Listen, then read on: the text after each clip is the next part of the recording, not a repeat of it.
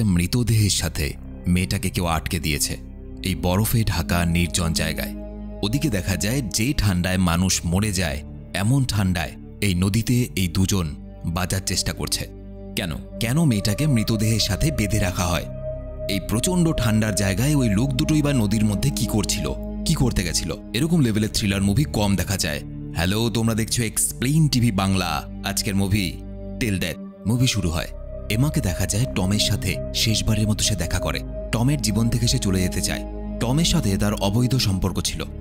এমার আসলে হাজব্যান্ড ছিল, আর কাল তাদের ম্যারেজ অ্যানিভার্সারি, এবং এই জন্য আজকে সে টমের সাথে সব সম্পর্ক শেষ করতে এসেছে। এমার হাজব্যান্ডের নাম মার্ক, সে একজন উকিল ছিল। মার্কের টেবিলে এমা ববি নামে একজনের কেস ফাইল রাখা দেখে। এমা অবাক হয়ে যায়, কারণ ববিকে সে জানত। ববি আসলে একজন ক্রিমিনাল ছিল, যে কিনা চুরি, খুন এইসব কাজের সঙ্গে যুক্ত ছিল। সে অনেকদিন আগের কথা, এমাকে একবার ছুরি দিয়ে আক্রমণ করেছিল ববি, কিন্তু এমা কোনো রকমের লড়াই করে সেদিন তার হাত থেকে বেঁচে যায়। মার্ক এমার উকিল হিসাবেই কাজ করেছিল এবং এমাকে মানসিক দিক থেকে অনেক সাপোর্ট করেছিল। তারপরেই ধীরে ধীরে তাদের মধ্যে একটা ভালোবাসার সম্পর্ক গড়ে ওঠে এবং মার্ক আর এমার বিয়ে হয়ে যায়। মার্কের আচরণ দেখে স্পষ্ট বোঝা যায় যে তার স্ত্রীর সাথে তার সম্পর্ক সেরকম একটা ভালো নয়। তারা একসাথে অফিস থেকে বেরিয়ে যখন লিফটে চড়ে, দেখা যায় সেখানে হঠাৎই টম আসে। এমা তাকে দেখে একটু চমকে যায়, কিন্তু দুজনেই এমন আচরণ করে যেন তাদের আগে কখনো দেখাই হয়নি। তারা সেখান থেকে ডিনার করতে যায় এবং যেহেতু তাদের অ্যানিভার্সারি ছিল, সুতরাং মার্ক একটা বড় সারপ্রাইজ প্ল্যান করেছিল তার স্ত্রী এমার জন্য। এমার চোখ এইভাবে ঢেকে গাড়িতে করে একটা অন্ধকার জঙ্গলের মধ্যে দিয়ে এমাকে নিয়ে যায় সে। এমা কিছু বুঝতে পারে না যে মার্ক তাকে কোথায় নিয়ে যাচ্ছে। কিছুক্ষণ পর এমা বুঝতে পারে যে রাস্তা দিয়ে তারা যাচ্ছে সেই রাস্তাটা একটু নড়বড়ে। সে ভয় পেয়ে চোখের কাপড়টা খুলে দেয় এবং দেখতে পায় তারা লেক হাউসে যাচ্ছে। তাদেরই একটা পুরনো বাড়ি, অনেক স্মৃতি জড়িয়ে ছিল এই বাড়িটার সাথে। তবে বাড়িটা যে জায়গায়, অর্থাৎ এই বন জঙ্গলের মাঝখানে, এখানে কিন্তু আশেপাশে সেরকম কোনো মানুষ বাস করে না। তো যাই হোক, পরদিন সকালবেলা এমার ঘুম ভাঙার পর তার হাতটা সে মার্কের হাতের সাথে হ্যান্ডকাপড অবস্থায় দেখতে পায়। এটা দেখে এমা রেগে যায় এবং মার্ককে জিজ্ঞেস করতে থাকে এসব কি, কিন্তু মার্ক কোনো উত্তর দেয় না। হঠাৎ দেখা যায় সে নিজের বন্দুক বের করে আর নিজের মাথায় গুলি করে এমার কোলে পড়ে যায়। দৃশ্যটা দেখে এমা অত্যন্ত ভয় পেয়ে যায়। সে বুঝতে পারে না এই মুহূর্তে তার কি করা উচিত। তারই হাজবেন্ড তারই কোলের মধ্যে পড়ে আছে। এমা কোনোভাবে তার কোল থেকে মার্কের বডিটা সেখান থেকে সরিয়ে বেরোতে চায়, কিন্তু মার্কের হাতের সাথে তো তার হাত বাঁধা ছিল। এই কারণে এমা বন্দুক দিয়ে হ্যান্ডকাপ ভাঙার চেষ্টা করে, কিন্তু দুর্ভাগ্যবশত সেই বন্দুকের মধ্যে আর কোনো গুলি নেই। শেষ পর্যন্ত এমা পুরো বডিটা টেনে নিয়ে বেডরুম থেকে বেরোয় আর একটা সাদা রঙের ওয়েডিং ড্রেস সাজিয়ে রাখা দেখতে পায়। এমা সেই ড্রেসের ওপর মার্কের বডিটা রাখে যাতে টানতে সুবিধা হয়। এরপর এমা নিজে মার্কের শার্ট পরে কোনোভাবে ঘর থেকে বেরোতে চায়, কিন্তু বেরিয়ে এসে যাবে কোথায়? বাইরে তো চারদিকে বরফ দিয়ে ঢাকা, একদম নির্জন জায়গা, আশেপাশে একটাও মানুষ নেই। এমা ঘরের ভেতরেই নিজের ফোন খুঁজতে থাকে, কিন্তু দেখা যায় মার্ক তার ফোনটা আগে থেকেই জলে ডুবিয়ে রেখেছিল। মার্ক তাকে এখানে নিয়েই বা এলো কেন? নিজেকে নিজে গুলি করলো কেন? আর এমার ফোনটাকে সে জলে ডুবিয়ে কেন রেখেছে? এমা ফোনটা বের করে চালানোর চেষ্টা করে, কিন্তু ফোনটা খারাপ হয়ে গেছিল। আরও খোঁজাখুঁজির পর শেষমেশ এমা গাড়ির চাবি খুঁজে পায়। এরপর এমা বাড়ি থেকে বেরিয়ে বরফের মধ্যে শুধু এক টুকরো কাপড় জড়িয়ে মার্ককে টানতে টানতে নিজের গাড়ি পর্যন্ত নিয়ে যায়। গাড়ির ইঞ্জিনটা ভাগ্যবশত চলতে শুরু করে, কিন্তু বেশিক্ষণ নয়। কিছুক্ষণের মধ্যেই ইঞ্জিনটা বন্ধ হয়ে যায় আর এমা সেখানে অসহায়ের মতো পড়ে থাকে। তখনই গাড়ির স্পিকার থেকে একটা রেকর্ডিং চলতে শুরু করে, যেখানে মার্ক আগে থেকে নিজের কিছু কথা রেকর্ড করে রেখেছিল। সেই রেকর্ডিংয়ে মার্ক এমাকে বলে, তুমি কি ভেবেছ আমি তোমার অবৈধ সম্পর্কের কথা জানতাম না?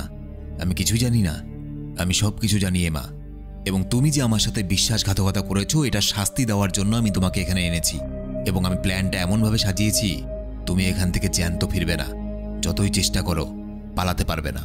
এটা শুনে এমা অবাক হয়ে যায়। সে প্রথমত ভাবতেই পারেনি যে মার্ক তার সম্পর্কে কথা জানে, আর দ্বিতীয়ত কোনো মানুষকে শাস্তি দেওয়ার জন্য কেউ নিজের হাতের সঙ্গে হাত হ্যান্ডকাপে বেঁধে নিজেকে নিজে গুলি করে দেয়। মার্ক আসলে নিখুঁতভাবে প্ল্যানটা সাজিয়েছে। সে এমাকে প্রচণ্ড ভালোবাসত। সে যখন দেখল যে তার স্ত্রী তাকে দিনের পর দিন ধোঁকা দিচ্ছে, সে এটা মেনে নিতে পারেনি, এবং এসব মেনে নিয়ে তার পক্ষে বেঁচে থাকাও অসম্ভব ছিল। তাই সে প্ল্যান করে এখানে এমাকে নিয়ে আসে এবং এমনভাবে প্ল্যান করে যাতে মৃত্যুর পরেও মার্কের হাত থেকে এমা মুক্তি না পায়। যতক্ষণ পর্যন্ত এমা বাঁচবে ততক্ষণ পর্যন্ত মার্কের ডেড বডির সঙ্গেই তাকে কাটাতে হবে। এমার কাছে কিছু করার থাকে না।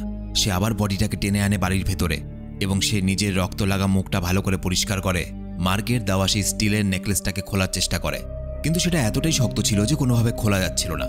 সে আরও উপায়ে চেষ্টা করে হ্যান্ডকাপটা ভাঙার জন্য, কিন্তু সফল হয় না। এমা বিরক্ত হয়ে মার্কের মৃতদেহের দিকে তাকিয়ে বলে, তুমি নিজে একজন মানসিক রোগী এবং আমার সাথে সম্পর্কে থাকাকালীন তুমি তো নিজে অন্য মহিলাদের সঙ্গে কাটিয়েছ। এবং এমার এই কথায় বোঝা যায় যে মার্কেরও অবৈধ সম্পর্ক ছিল কিছু মহিলার সাথে, এবং যেহেতু দুজনেরই অবৈধ সম্পর্ক ছিল সুতরাং তাদের মধ্যে সম্পর্ক নষ্ট হতে শুরু করে আস্তে আস্তে। এমা আবার সেই ঘরে ঢোকে যেখানে মার্ক আগের রাতে তাদের পুরনো স্মৃতির ছবিগুলো সুন্দর করে সাজিয়ে রেখেছিল, এবং সেই ঘরে এমা হঠাৎ সেই অপরাধী ববির ছবি দেখতে পায়। এবং এই ঘরেও একটা ভয়েস রেকর্ডিং ছিল। রেকর্ডিংটা চালাতেই এমা শুনতে পায় প্রথমবার যেদিন সে মার্কের সাথে ফোনে কথা বলেছিল, অর্থাৎ ববি নামের গুন্ডাটা তাকে যখন ছুরি মেরেছিল তখন সে মার্কের কাছেই সাহায্যের জন্য গেছিল। সেই দিনের ফোনের রেকর্ডিংটা মার্ক এখানে রেখে গেছে। এমা সামনের দরজায় কারো নক করার শব্দ শুনতে পায় এবং নিজের জীবন বাঁচানোর একটা আশা দেখতে পায়, কিন্তু একই সাথে সাথে সে ভয়ও পায় কারণ তার সঙ্গে একটা মৃতদেহও আছে। এমা প্রথমে দরজাটা খোলার সাহস করে না, কিন্তু দরজা একটু ফাঁক করে সে দেখতে পায় বাইরে আর কেউ নয়, তার প্রেমিক টম দাঁড়িয়ে আছে। এমা একটু শান্তি পায় এবং জানতে পারে মার্ক এমার ফোন থেকে টমকে এখানে আসার জন্য মেসেজ করেছিল। এটা শুনে এমা আবার ভয় পেয়ে যায়, কারণ যেহেতু এখানে এমাকে সে শাস্তি দেওয়ার জন্য নিয়ে এসেছিল সুতরাং টমকে যখন ফোন করেছে তার মানে মার্ক আরও বেশি কিছু ভয়ানক প্ল্যান করে গেছে। তাদের সঙ্গে বিপত্ত সবে শুরু হয়েছে। টম যখন ঘরের ভেতরে আসে মার্কের রক্তে ভরা দেহ দেখে ভয়ে চমকে যায়। টম জানায় যে মার্ক নাকি তার উকিলের চাকরি হারানোর অবস্থায় ছিল, বেশ কিছু বেআইনি কাজ সে করেছিল এবং যার জন্য ধরাও পড়ে গেছিল, এবং এই জন্য পুলিশ তার পেছনে লেগেছিল। এমা নিজেকে বাঁচানোর জন্য পুলিশকে পুরো ঘটনাটা বলতে চায়, কিন্তু টম মানা করে দেয়। টম বলে, তুমি যদি এখন পুলিশকে খবর দাও পুলিশ তোমার কথা বিশ্বাস নাও করতে পারে, কারণ মার্ক এমন এমন প্রমাণ রেখে গেছে যাতে এমাকেই দোষী মনে হবে যদি পুলিশকে খবর দেওয়া হয়। টমও একজন উকিল ছিল এবং সে জানত মার্ক কতটা চালাক এবং কিভাবে সবকিছু প্ল্যান করেছে এমাকে ফাঁসানোর জন্য। কিন্তু ভালো করে ভাবলে বোঝা যাবে শুধুমাত্র এমাকে ফাঁসানোর জন্য নয়, মার্ক কিন্তু টমকেও ফাঁসানোর ব্যবস্থা করে গেছে, এবং এই জন্য টমকে সে নিজেই মেসেজ করেছিল এই বাড়িতে আসার জন্য। অবশেষে টম এবং এমা অনেক ভাবার পর এই সিদ্ধান্ত নেয় যে তারা পুলিশকে ফোন করবে।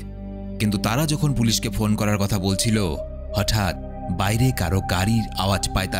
তারা স্পষ্ট বুঝে যায় যে তাদের উপরে কেউ চোখ রেখেছে এবং এই লেক হাউস পর্যন্ত কেউ বা কারা তাদের পিছু করছে। টম এমাকে ঘরে একা রেখে বাইরে যায়। দেখা যায় একটা লোক এসেছে, নাম জিমি। টম জিমিকে জিজ্ঞেস করে, আপনি কে, কি জন্য এসেছেন? জিমি বলে, আমাকেও ফোন করা হয়েছিল, আমি এই বাড়িতে পাইপ ঠিক করার জন্য এসেছি। কিন্তু টম তাকে বলে, আমাদের এখানে কোনো পাইপ ঠিক করতে হবে না। টম তাকে টাকা পয়সা দিয়ে বলে, আপনি এখন যান। জিমিকে দেখা যায় জিমি কিন্তু সেই বাড়ির ভেতরে ঢুকতে নাছোড়বান্দা। সে বারবার বলে, আমাকে যেই কাজের জন্য এখানে আসতে বলা হয়েছিল আমি সে কাজ না করে যাব না। টম কেমন যেন একটা গম্ভীর হয়ে যায় এবং সে আবারও মানা করে। এরপর দেখা যায় পাইপ ঠিক করার লোকটা অর্থাৎ জিমি কিন্তু একা নয়, সাথে আরেকজনও ছিল। সে সোজা আসে আর টমের ওপর চাকু দিয়ে বারবার আঘাত করতে থাকে আর বাড়িটার ভেতরে ঢুকে পড়ে। এমা প্রচণ্ড ভয় পেয়ে যায়। সে ভয়ঙ্কর লোকটা আর কেউ নয়, সে ছিল সেই অপরাধী যার নাম ববি। আসলে মার্ক মারা যাওয়ার আগে ববি আর জিমিকেও সেখানে ডেকেছিল। এটাও তার একটা প্ল্যানের অংশ ছিল, যাতে ববি তার নিজের সব রাগ এমার ওপর মেটাতে পারে। কারণ আগেই বলেছি, কয়েক বছর আগে এমাকে ববি চাকু মেরেছিল এবং এমার সেই কেসটাই মার্ক লড়েছিল, এবং আজ এত বছর পর ববি সুযোগ পেয়েছে এমার ওপরের প্রতিশোধ নেওয়ার।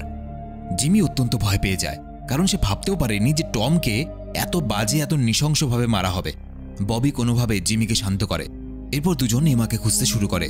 ওদিকে দেখা যায় এমা মার্কের মৃতদেহটা টেনে সেই বাড়ি থেকে বেরিয়ে যায় এবং সামনের একটা ছোট্ট ঘরে ঢুকে পড়ে। অন্যদিকে জিমি রক্তের দাগ দেখে এমাকে খোঁজার চেষ্টা করে। এমা সেই ছোট্ট ঘরে ভাগ্যবশত একটা ধারালো হাতুড়ি পেয়ে যায় এবং সেটা দিয়ে সে মার্কের হাতটা কাটতে থাকে। বড় ভয়ানক দৃশ্য ছিল যে একটা মৃত মানুষের হাত কাটছে সে, এবং এমা এটা এই জন্য করছিল কারণ তাকে বাঁচতে হলে তাকে এখান থেকে দৌড়তে হবে, পালাতে হবে, এবং এই মৃতদেহটা অর্থাৎ মার্কের মৃতদেহটা সাথে নিয়ে সে এখান থেকে কিছুতেই বাঁচতে পারবে না, কারণ এত ভারী একটা মৃতদেহ তার টেনে নিয়ে এখান থেকে পালানো সম্ভব নয়। ঠিক তখন সেই ঘরে জিমি খুঁজতে খুঁজতে পৌঁছে যায়। এমা তাড়াহুড়ো করে নিজের শরীরটাকে লুকিয়ে রাখে, তাই জিমি এমাকে দেখতে পায় না, সেই শুধুমাত্র মার্কের মৃতদেহটা দেখতে পায়। জিমির সাথে সাথে সেখানে ববিকে ডাকে। ববি এসে ভালো করে জায়গাটা দেখতে যায়। যখন সে দেখে শুধু মার্কের মৃতদেহ এবং মার্কের একটা কাটা হাত পড়ে আছে, ববি নিজেও দেখে অবাক হয়ে যায়। সে ভাবতেও পারেনি যে মানুষটা তাদের বদলা নেওয়ার জন্য ভাড়া করে ডেকে এনেছে সেই মানুষটা নিজেই মারা গেছে। ববি আর জিমি কিন্তু এরপর ফিরে যেতেও পারত, কারণ যে তাদেরকে টাকা দিয়ে এখানে আসতে বলেছিল সেই তো মারা গেছে। কিন্তু সমস্যা হলো এই প্ল্যানে যেহেতু এমাও জড়িত ছিল, সুতরাং এমাকে খোঁজা গুরুত্বপূর্ণ। কারণ একটু আগে ববি আর জিমি মিলে যে টমকে মেরে ফেলেছে সেটা সাক্ষী আছে এমা। মার্ক ববি আর জিমিকে তো কোনো টাকা পয়সা দেয়নি, কিন্তু তাদের ফিস স্বরূপ একটা হিরে রেখে গেছিল লকারে। সেই লকার খোলার জন্য এমার সাহায্য লাগবে এবং সাথে মার্কের ফিঙ্গারপ্রিন্টও লাগবে। সুতরাং মার্কের মৃতদেহটাকেও যেরকম দরকার, একইভাবে এমাকেও দরকার, নয়তো জিমি আর ববি ওই হিরেটা পাবে না। তাদের কাছে মার্কের মৃতদেহ তো ছিল, কিন্তু এমা ছিল না। দেখা যায় এমা মার্কের হাতটা কেটে কোনোভাবে নিজেকে ছাড়িয়ে নিতে পেরেছিল এবং সেই ছোট্ট ঘরেই কোনোভাবে লুকিয়েছিল। এমার এখন আসল উদ্দেশ্য হলো ববি আর জিম্মির হাত থেকে কোনোভাবে পালিয়ে বাঁচা। কিন্তু চারদিকে বরফ দিয়ে ঘেরা সেই নির্জন জায়গার বাইরে কোথাও পালানো তো মুশকিল ব্যাপার, একটা আশ্রয় পাওয়াও অসম্ভব। এদিকে জিমি সেই ছোট্ট ঘরটাতে ফিরে যায় মার্কের দেহটাকে বাড়ির ভেতরে আনার জন্য। এমা জিমির চোখের আড়ালে একটা ভরা ফুয়েল ট্যাঙ্ক টেনে নিয়ে যায়। এমা গাড়িতে তেল ভরে পালাতে চেয়েছিল, কিন্তু তখনই সেখানে ববির আওয়াজ শুনতে পেয়ে সেখান থেকে চলে আসে। এমা কোনো রকমভাবে গাড়ির পাশে লুকিয়ে যায়, আর এদিকে ববি ফুয়েল ট্যাঙ্ক দেখতে পায়। সে বুঝে যায় এমা গাড়ি চালিয়ে এখান থেকে পালানোর চেষ্টা করেছিল, তাই সে গাড়ির চাকা থেকে হাওয়া বের করে দেয় যাতে এমা এখান থেকে পালিয়ে যেতে না পারে। এমা ভয়ে ভয়ে বাড়ির ভেতরে ঢোকে এবং আলাদা আলাদা জায়গায় লুকাতে থাকে, কারণ ববি একদিকে খুঁজছিল, আরেকদিকে জিমি ওই মৃতদেহটা ঘরে আনার চেষ্টা করছিল। এমন পরিস্থিতি ছিল যে এমা যেদিকেই যাবে সেদিকেই ধরা পড়ে যাবে, তাই সে বাধ্য হয়ে গাড়ির চাবিটা লাগিয়ে দেয় এবং তখনই গাড়ি থেকে একটা জোরে আওয়াজ হতে থাকে। জিমি এবং ববির নজর সেই গাড়ির উদ্দেশ্যে চলে যায় এবং এই ফাঁকে এমা কিছুক্ষণ চিন্তা ভাবনা করার সময় পায়।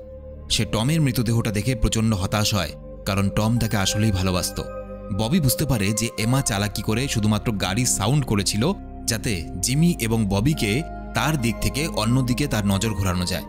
এরপর দেখা যায় ববি বাড়ির ওপরে একটা ছোট্ট ঘরে এমাকে খুঁজতে যায় এবং দুর্ভাগ্যবশত এই ঘরেই এমা লুকিয়েছিল।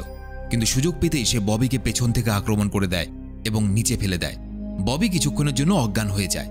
আওয়াজ শুনে জিমিও দেখতে আসে, কিন্তু তখনই এমা তার ওপর আক্রমণ করে দেয় এবং একটা ঘরের মধ্যে জিমিকে বন্দি করে দেয়। এমা বুঝতে পারে এটাই সুযোগ। একদিকে ববি অজ্ঞান হয়ে পড়ে আছে, অন্যদিকে জিমিকে সে ঘরের মধ্যে বন্দি করে রেখেছে। সুতরাং এই সুযোগ যদি কাজে লাগাতে না পারে, এই সুযোগ কাজে লাগিয়ে যদি এখান থেকে পালাতে না পারে, তাহলে হয় ববি মেরে ফেলবে তাকে, নয় জিমি মেরে ফেলবে। এমা তাড়াহুড়ো করে ঘর থেকে বেরিয়ে যেই গাড়িটা চালাতে যায়, দেখা যায় ববির জ্ঞান ফিরে এসেছে। ববি তাকে ধরে ফেলে এবং অল্প সময়ের মধ্যেই এমা পুলিশকে ফোন করে দেয়। পুলিশকে ফোন করার সাথে সাথে জিমি কিন্তু আর সেখানে থাকতে চায় না। জিমি ভয় পাচ্ছিল। ববি তাকে বলে, চুপচাপ নিজের কাজ করে যা, আর একটু কাজ করতে পারলে আমরা লকারটা খুলতে পারবো এবং ওই দামি হীরাটা নিতে পারবো। এরপর ববি এমাকে অজ্ঞান করে এবং মার্কের মৃতদেহের সাথে বেঁধে দেয়। মার্ক মারা যাওয়ার আগে ববিকে বলে গেছিল যে লকার খোলার জন্য এমা তোকে সাহায্য করতে পারে, কারণ যেদিন এমাকে আমি প্রপোজ করেছিলাম সেই ডেটটাই হলো লকার খোলার পাসওয়ার্ড, এবং সাথে আমার হাতের ফিঙ্গারপ্রিন্টটাও লাগবে সেই লকার খোলার জন্য। এবার মার্ক তো মারা গেছে। মার্ক কবে এমাকে প্রপোজ করেছিল সেই ডেটটা শুধুমাত্র এখন এমাই জানে। সুতরাং এমাকে বাঁচিয়ে রাখা জরুরি। প্রথমে এমা কিছুতেই বলতে চায় না। ববি অত্যাচার শুরু করে। অত্যাচারের মাত্রা আস্তে আস্তে বেড়ে যায় এবং একসময় দেখা যায় চাপে পড়ে এমা বাধ্য হয়ে বলে দেয় সেই লকারের পাসওয়ার্ড। এইসব অত্যাচার জিমি একদম সহ্য করতে পারে না, কারণ জিমি আর ববি দুজনেই হারামি টাইপের মানুষ হলেও জিমির মধ্যে কিছুটা মনুষ্যত্ব ছিল। সে কিছুতেই মানতে পারছিল না যে টাকার জন্য বা ওই হিরেটার জন্য একটা মানুষকে খুন করে ফেলা হয়েছে এবং আরেকটা মেয়ের ওপর অকথ্য নৃশংস অত্যাচার হচ্ছে। এবং এই জন্য সে ওখানে পড়ে থাকা এই বন্দুকটা নিয়ে ববিকে ধমকি দিতে শুরু করে।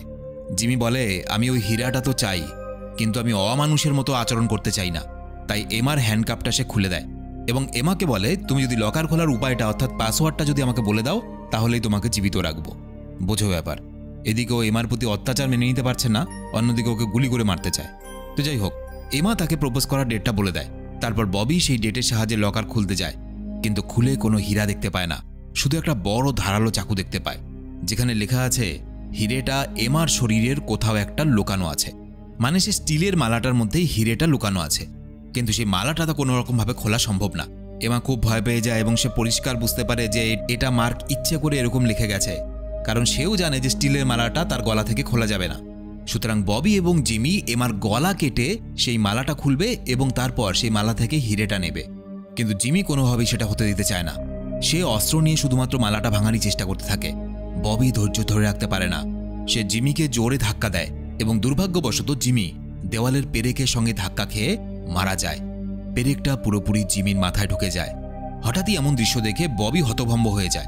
সে সব দোষ এমার উপরে দিয়ে বলে, মার্ক মারা গেছে, টম মারা গেছে, জিমি মারা গেছে, এই সব কিছুর জন্য তুই দায়ী এবং আমি তোকে এতগুলো মৃত্যুর শাস্তি দেব। এখন তোর গলাটা কেটে নেব।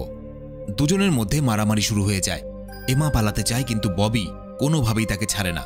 এমাকে দেখা যায় সে একসময় একটা হাতুড়ি দিয়ে ববির মাথায় মেরে দেয় এবং মার্কের মৃতদেহের সাথে ববিকেও হ্যান্ডকাপ দিয়ে বেঁধে দেয়। এবং বড়ই ভয়ানক দৃশ্য যে ববি মার্কের মৃতদেহ শুদ্ধই এমার পিছু করতে থাকে।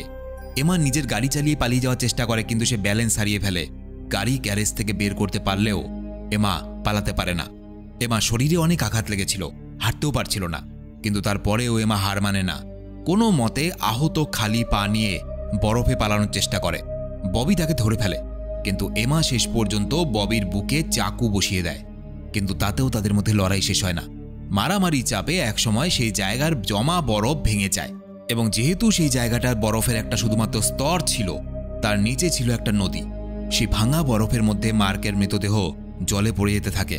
তার শরীরের ভারে স্বাভাবিকভাবেই ববিও নিচে পড়ে যেতে থাকে, কিন্তু সে এমার হাতটা ধরে ফেলে শেষ মুহূর্তে এবং তাকে সাথে নিয়েই সেই ঠান্ডা নদীর মধ্যে পড়ে যায়।